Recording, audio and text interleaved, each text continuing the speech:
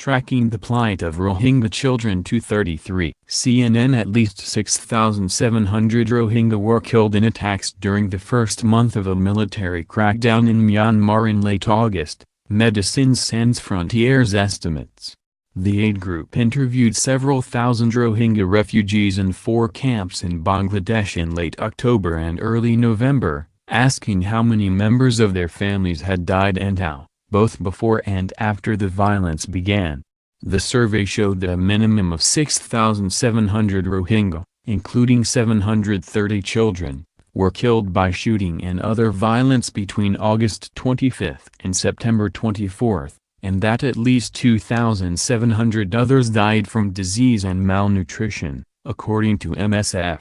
The aid agency's death toll far surpasses estimates from Myanmar's government, which has put the figure in the hundreds. More than 500,000 Rohingya have fled northwestern Myanmar into Bangladesh since a concerted military crackdown began in late August, following militant attacks on a border post. Both the UN and the US have described the campaign as ethnic cleansing. We met and spoke with survivors of violence in Myanmar, who are now sheltering in overcrowded and unsanitary camps in Bangladesh, Sydney Wong, MSF's medical director, said in a statement.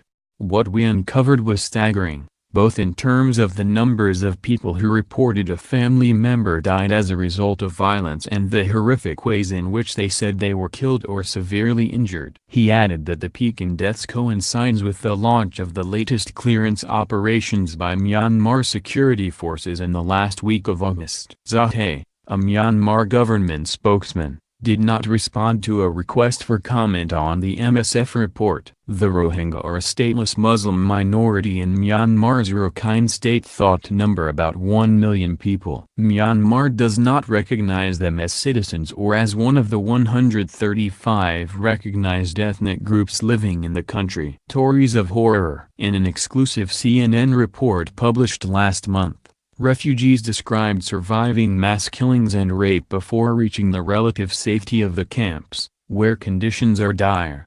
They killed and piled the bodies up high. It was like cut bamboo, said Mumtaz, a Rohingya woman from the village of Tulatoli in western Myanmar, who woke up to find herself on a mound of charred bodies. In the pile there was someone's neck, someone's head, someone's leg. I was able to come out. I don't know how. A report commissioned by Myanmar's military into the crisis cleared the army of wrongdoing, denying widespread reports of murder, rape and destruction in Rakhine State.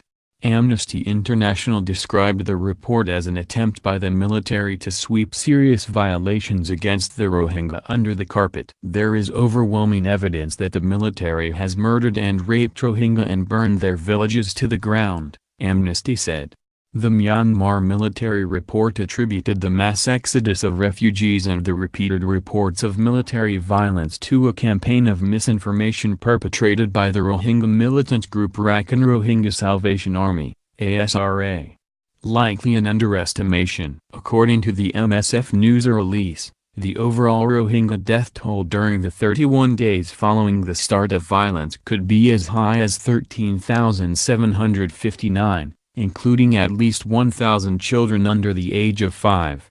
Gunshots were the cause of death in 69% of the violence-related killings, followed by being burned to death in their houses, 9%, and beaten to death, 5%. Of the children under 5 who died during the period, 2% were killed by landmines. The numbers of deaths are likely to be an underestimation as we have not surveyed all refugee settlements in Bangladesh and because the surveys don't account for the families who never made it out of Myanmar, Wong said. We heard reports of entire families who perished after they were locked inside their homes, while they were set alight.